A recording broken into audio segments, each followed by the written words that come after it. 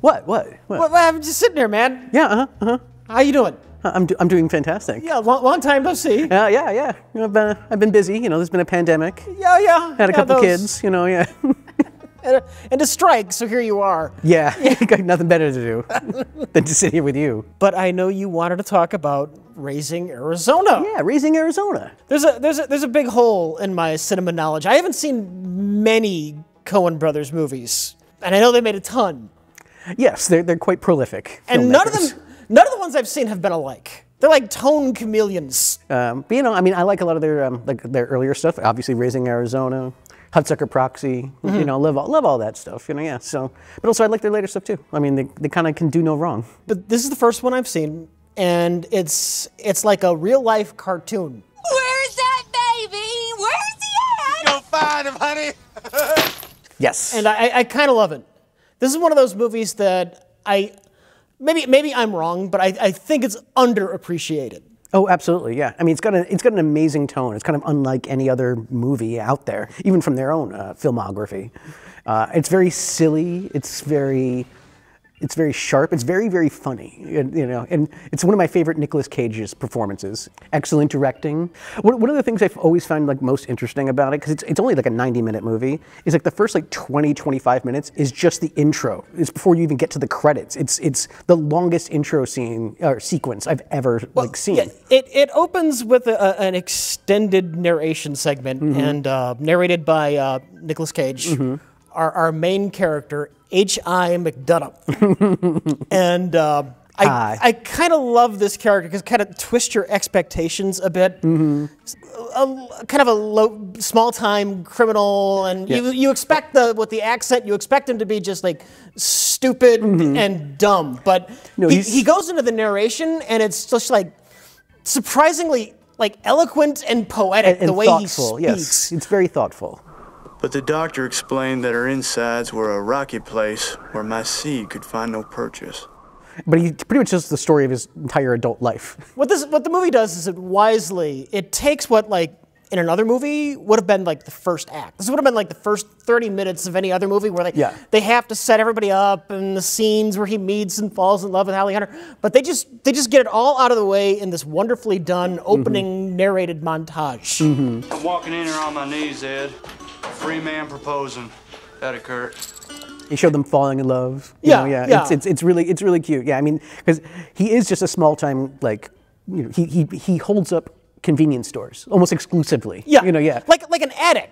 Yes.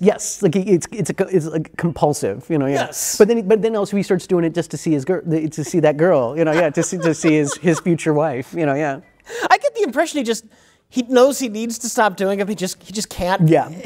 That's just what he falls back into in hard times. Oh yeah. No, the second he's like confused or conflicted about something, he just sticks up a store. He does it right in front of his wife and their adopted child. So so they decide they want to have kids, but they can't.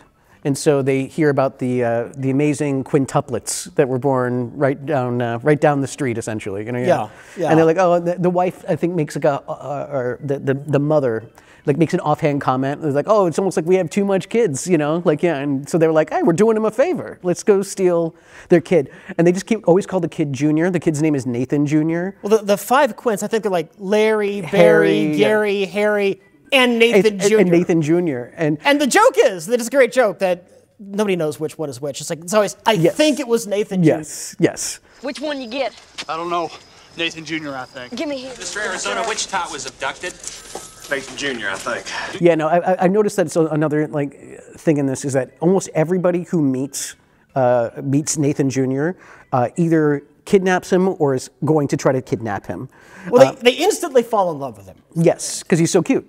Like Gail and his partner in crime, they kidnap him. Frances McDormand and her husband, like even he's like, bring the kid over. I'm going to be here tomorrow. Pack up his things. You know, yeah. Like you know, everyone who meets him wants him. Yeah. I think personally, my favorite like scene or gag is when they kidnap him and they're looking at the Holly Hunter's looking at him and she just does that kind of that ugly cry. I love him so much. And you know, it's one of those things. I always thought it was funny, but then like I had my kid, and my lady did the exact same thing. Like she just looks at him and just like, like he's so beautiful. Yeah, I always thought that was funny. And very, like I said, now I see it's very, very true to life. I like the way that they. I like how he says the word huggies. Nathan needs some huggies. I'll be taking these huggies and whatever cash you got. Well, I think this is the only movie in the world where huggies have been stolen 3 different times. Yes, but and all in all in one sequence too. You know, yeah. I mean, that's an amazing sequence. That chase. You know, when he's sticking up a convenience store and Holly Hunter just drives off. You know, and so he's stuck there, and then. It's an albino kid starts shooting an oversized gun at him. Everybody starts shooting a gun at him. Oh yeah, and like recklessly. Even the cops are like shooting towards the house when he runs through the house. All the dogs in the neighborhood are in on it. He goes to another convenience store to get some more huggies, and the guy behind the counter, Hyde has not done anything wrong at this point, at least to that guy. I mean, he's robbing the store. Well, no, this is the other store he runs into. He hasn't robbed it yet. Oh, that's true. That's true. And yes. the guy just starts breaking out a double-barrel shotgun. It's because this movie is part Looney Tune. Yes. Yeah. I mean, he does have a Woody Woodpecker tattoo. It's not a Woody Woodpecker cartoon. Oh yeah.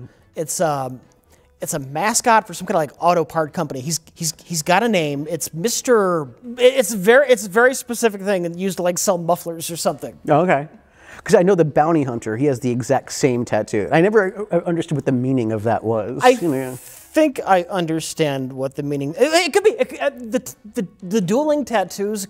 To me, means one of 2 things. For one, it could just be like a bizarre comic moment. It's like this intense fight scene is going on between Tex Randall Cobb and Nicolas Cage, and just they stop for a moment because of the extraordinary coincidence that they have the exact same tattoo, and that's just a joke on its own. Or you could look at it that like this is a movie about a criminal who's not quite ready to reform. He knows he needs to.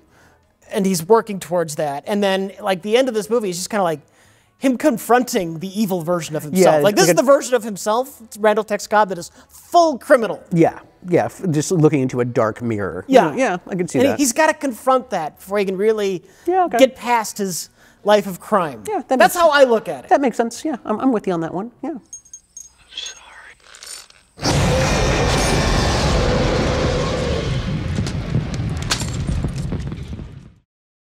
Anything to say about Nathan, Arizona?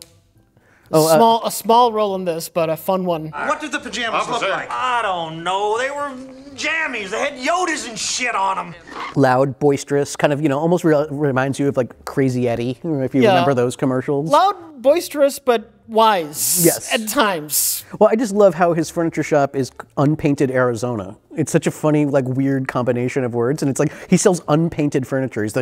He's the unpainted furniture king of all of Arizona. It's just specific enough to be funny. Yes, yeah. It's so strange. Not furniture, unpainted furniture. And if you can find lower prices anywhere, my name ain't Nathan, Arizona. Sir, we have an indication you were born Nathan Huffhines. Is this correct? Yeah, I changed my name. What of it? I mean, we should talk about more of the cast. We got John Goodman. We got what's it? William Forsythe, right? Yeah. Yeah. Playing the 2 convicts that also don't really take a lot of effort to hide out, even though they just escaped from jail. They're not so much introduced into the movie as much as they're like literally born into the movie. Yes. Right? You do read that escape scene the same way I do? Yeah. Absolutely. That is definitely a metaphor for birth. Yeah. For sure. Just a baby screaming into the world. Yeah, no, they actually do a lot of screaming in this.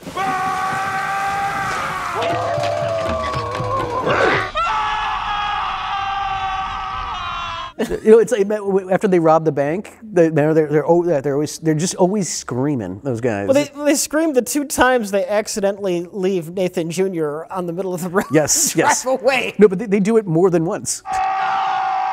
How the hell did they get that shot where the car almost hits the baby? I'm assuming they film it in reverse. Yeah. Yeah, you shake the car. Yeah. And then you just go. We did a similar thing in Home Alone when the van almost hits me. Oh yeah. Yeah, I do it. It starts with them shaking it, and I scream, and then I walk backwards, and the car goes back. Are you not terrified that the van is accidentally in drive? Like, You know, I think I was a little too young to even cross my mind. Yeah, wait, now come to think of it, you know, yeah. But yeah, that's how they did it. But that's a long shot too. Like that's a long way to drive backwards, even on a straight road. You know, yeah. They probably have like 5 takes where it just veers off too far into the dirt. Yeah. Yes, it was a wonderful shot. I mean, like you said, it's very cartoonish, a lot of this. Oh, yeah. Yeah, like early on, something cartoony, something stands out to me because, you know, of my professional expertise in boobery, is the baby boobery scene when Nicolas Cage steals the babies. Oh, yes, when he's like tiptoeing around and losing track of them and, you know. I watch that from like a perspective of what I would do. Just, I gotta be klutzy. And like, it makes no sense because like, you just go in and you pick up the damn baby and you leave. But for no reason, he's like picking them up. I think he's like shopping around. He's like shopping for the babies? Yeah, which one do I want? You know, yeah. Because like the trick for me, when you want to be clumsy, is you just pretend something is far more difficult than it really is. Yeah. He can't just pick up the baby. Like, he just pick up the baby and leave, but he picks it up, shakes it, he puts it down, then he picks up another one. And yeah, and he's trying to be cautious. He's tiptoeing, he's trying to be quiet, and all this, and it's like, but at the same time, he's taking so much time. And like I said, one of them even starts escaping, you know, yeah. And I don't know what the magic is between the flat, wide 2-shot, but just Nathan Arizona on his wife, just sitting on their chairs while this is going on. They keep cutting to them. You cut to that flat, wide shot. I don't know what the magic is, but it's just funny, just seeing them just sitting there.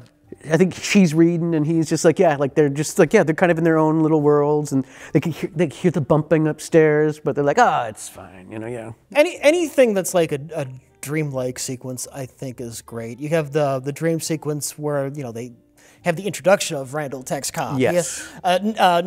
It's never explicitly stated, but he almost has like prophetic dreams. Yes. He sees what's coming in his dreams, and he sees Randall Cobb coming. And we got the Evil Dead shot in this movie, which is appropriate. Yes, because the Coen Brothers are good friends with Sam Raimi. Okay, yeah. And I was looking for it, and I can't find it, and maybe I'm just blind, but I've heard that the Evil Dead car is somewhere in this movie. Oh. And I figured for sure it would be in that shot where like the POV shot of the bike goes over the car. Yeah. It does not look like that car. Huh. So I don't know where that car is in this movie. Snuck I've heard it's in here. Yeah. All right. But yeah, the way he's introduced, I mean, it's the way actually his character is in general. Like, you know, it's like when he walks, like he leaves smoke behind, like on his footsteps, or like when he gets shot in the hand, the flames come out of his hand. Like he's like, you know, I think he's supposed to be some sort of demon. I mean, everything is so exaggerated in this. Everything from their accents to the art design.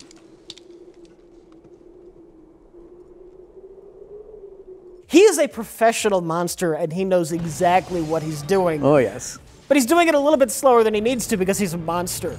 Oh, yeah. I mean, there's a $25,000 reward for the return of the kid, and he's like, I can get $30,000 in the open market. You know, just like, I'm going to let the market set the price. Yeah. And just like, what a fucking evil person. Jesus Christ. This is the father of the missing child. He's the only one who gets his hand on the baby and does not instantly fall in love with it. But he still kidnaps it. He still kidnaps it. But he's the only one who doesn't want to suddenly adopt Nathan Jr. because he is the devil. Yeah. Give me that baby, you warthog from hell! Well, I like every time John Goodman or Forsythe's character rob a place, they always tell them to like get down and count. Or they tell everyone to freeze and get on the ground. Well, which is it, young feller? You want I should freeze or get down on the ground? Everyone, like, it seems like there's a lot of like a lot of those kind of characters are very, very like trusting and good-natured. You know, like the store, like some of the everyone in the bank is totally cool with just getting robbed. You know, yeah. That guy's just like, oh yeah, go ahead, yeah, okay, you have a gun in my face. These like, are the rules. We gotta follow the rules. Okay. Yeah, I'll count for you. Shut up! Okay then. Everybody down on the ground. Y'all can just forget that part about freezing now. It's either that or they're just extraordinarily like, violent. You know what I mean? Like the store clerk, like just taking pot shots at, you know, like with double barrel shotguns, or the guy has like just the biggest revolver I've ever seen in my life. The albino kid. They're whatever they need to be for the comedy of the scene. Yes, but they're always extremes. You know, like there's no like normal people in this movie at all. No. Yeah. Like the kid scene. Get away from Mr. McDonough's car! they're not just normal kids. They have to be the most obnoxious kids in the world. And of course they show up when, like, H.I. McDonough, he's trying to step into this, change his life, step into the role of fatherhood. It's like for him, it's like, what am I getting myself into? These terrible children. One of them has a huge bandage over their face and eye. Because they're obviously, you don't know what happened, but you know they're just doing dumb shit all the time. So of course he got bandaged, somehow injured. The father is really proud of his son because he knows his ABCs, and he's writing fart on the wall. He's just got like, just these jowls, these cheeks. How do you feel about the music in this movie? It's amazing.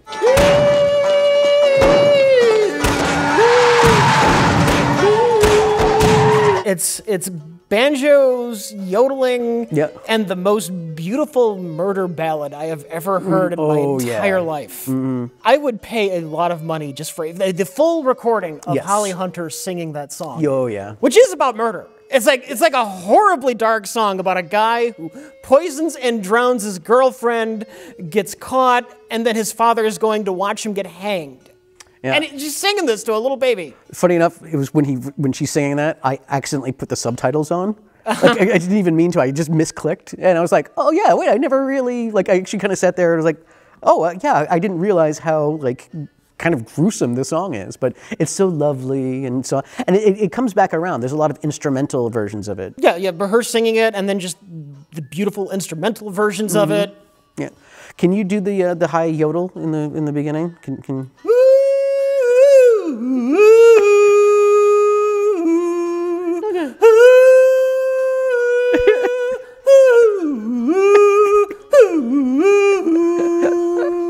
Wasn't expecting you to actually do it. I was waiting for that to be incredibly awkward and bad. Yeah, I know, it was good. It was excellent. Well, the next noise one.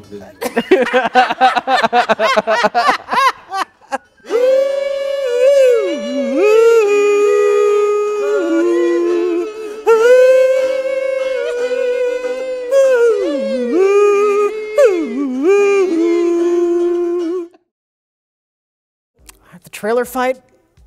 Oh my goodness, yes. There's underappreciated aspect of the movie is that fight. Yes, I had the same thought too. I kind of forgot all about it, and they're just in this tiny, cramped space. I mean, their elbows are going through the window. And that's the funny part. They're not trying to destroy. It's not like he picks up fixtures and throws them at Nicolas Cage. It's just he rears back for a punch, and the trailer's so damn small, he's accidentally breaking windows. I like Nicolas Cage is going to bring down like a double axe handle like on him, and he scrapes his knuckles on the stucco on the ceiling. The textured rope. And he all of a sudden goes, ah. That's the heart of this movie. It's just a number of wonderful sequences. Yeah. It's. I mean, yes, it has a cohesive storyline and all that stuff, but yeah, it's really about like these individual kind of like visuals and scenes, that like kind of get all tied together. Yeah, I mean, underneath it all, you've got the story about the guy who knows he needs to settle down, get his wild days behind him, and become a family man. But really, you've also got the best comedy car chase. You've got a great comedy fight scene, and also the actual fight between Tex Randall Cobb and H.I. McDonough. I just think that's genuinely fun. That's my favorite kind of encounter. Just the gross underdog versus this horrible, unbelievably monstrous force. No, it's because he really clobbers him. You can see like I like how just destroyed his face is. Without it being too gruesome, but just like like it's not this bloody mess, but it's just mangled. And then he. And he wins by accident, it seems like. It's the most satisfying kind of twist because it's like a reveal when you find out Nicolas Cage won. He puts his hand up like, oh, stop hitting me. Please don't shoot me. But then you see the pin from the grenade on his finger. It's like a surprise to him. What? Yeah. And I think my favorite aspect of that, too, is because even though he's a lifelong criminal, he's not an evil man. No. So his first reaction when he realizes he's killed this monster is, I'm sorry. I'm sorry. and then explosion is just way too big for just a grenade. It's a huge, monstrous explosion. Actually, if you actually listen to it, there is a roar. It sounds like like a lion. They put like a lion roar underneath the explosion. Just to really hammer home his demonic nature.